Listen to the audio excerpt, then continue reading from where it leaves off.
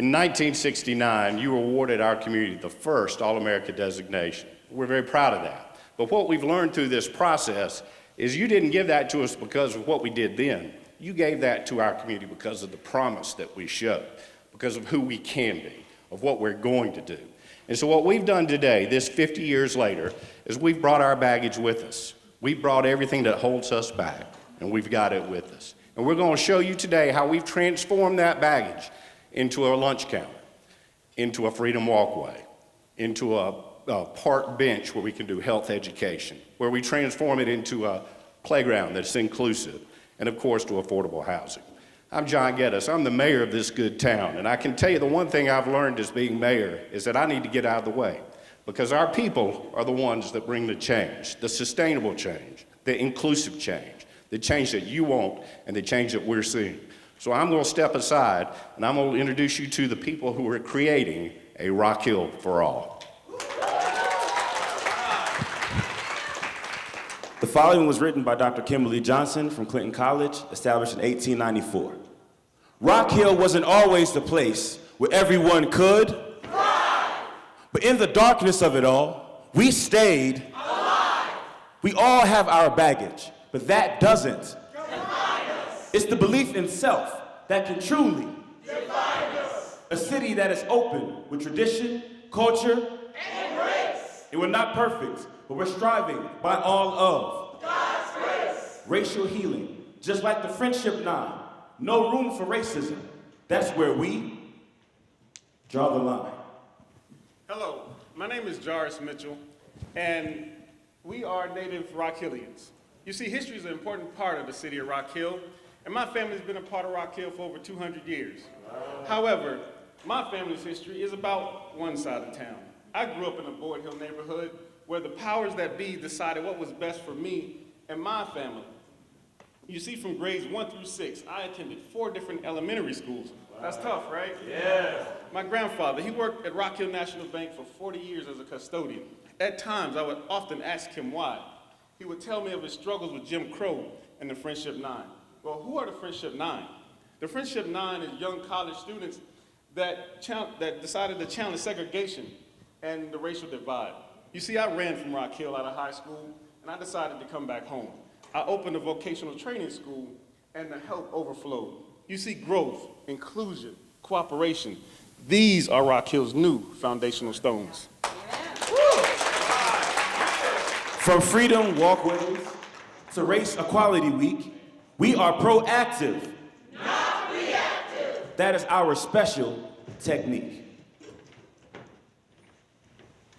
We are migrants. See, I came to Rock Hill over 13 years ago, and I can tell you that this has been a city striving where we have no room for racism. Yeah. See, we established the Freedom Walkway, and it has a beautiful mural that reminds us that we are striving, our goals are for liberty and justice for all. Yeah. And see, this walkway serves as a backdrop where every year we celebrate our local heroes, those from the past and the present who continue to fight for social justice and change. And we then created the African American Business District Monument. And see, this monument, it displays the historical information about African American businesses that used to thrive in the downtown area, but they were demolished during urban renewal. And just this year, the businesses and nonprofits came together to ensure that as we are emerging with new business opportunities, that it will be diverse. And we're going to provide the startup capital to make sure that that happens. See, all of this collaboration has brought our city together, and it has united us. And see, I'm a part of the African American Cultural Resources Committee, and we have joined forces with the city, with the county, and the museum, and we'll ensure, we entered into a legal understanding that we will ensure that there will be the Williams Ivory Cultural Center. Isn't that exciting? And this will serve as a reminder of the lessons that we've learned from the past and the vision that we want for our future. See, we want our city to be inclusive and be equitable. Rock Hill for all. Rock Hill impacts our community in so many ways.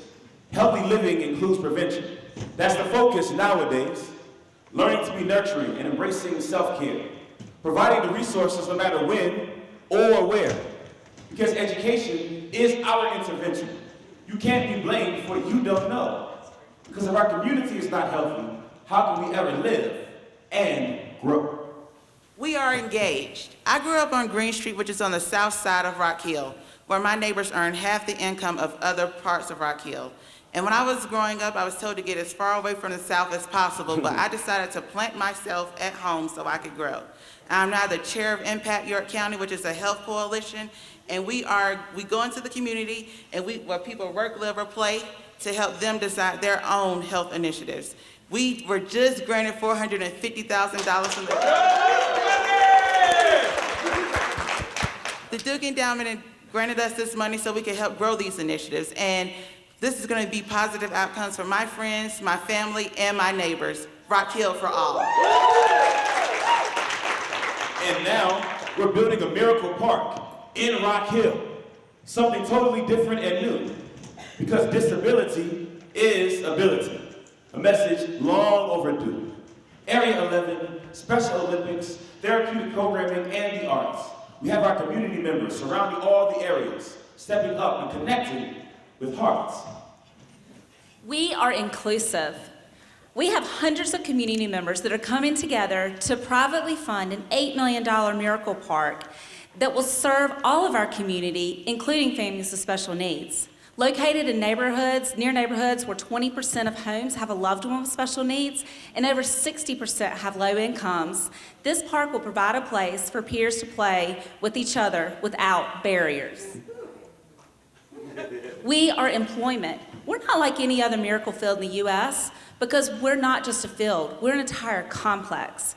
We have a state-of-the-art playground, multiple baseball fields, 2 multi-purpose fields, a fishing hole, a golf element, and a retail space designed to creating work opportunities. Because folks with disabilities can make exceptional contributions to our community, especially when they have places designed to welcome them with open arms to make the most of their talents and their abilities. Yeah. Hi, my name is Josh Myers, and I am a Special Olympic athlete from Rock Hill, South Carolina.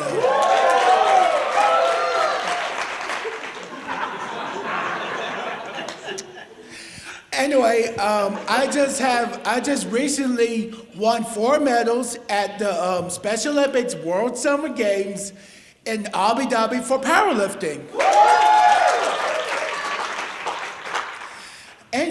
And I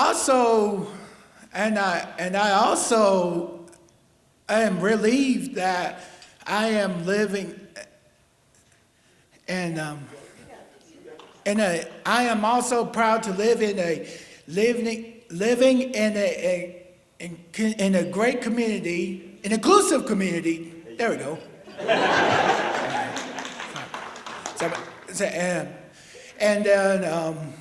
I'm great to live in an inclusive community and with people with disabilities with greater value. Yep.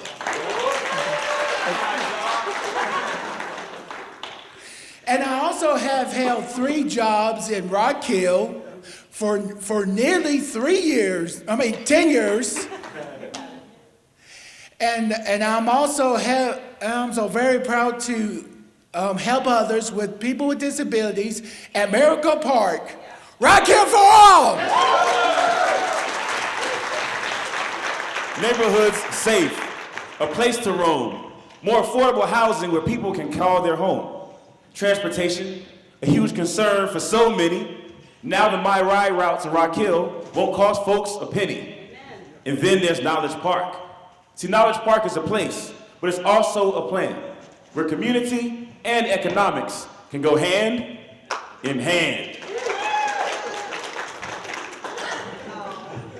We are dedicated. As a member of the Rock Hill Economic Development Corporation's Board of Directors, we kicked off our 30th annual meeting in 2017 with a speed dating type exercise where we featured more than 17 various projects happening in our community. We were so surprised to learn that some of the most connected business and community leaders did not know what was happening in our community.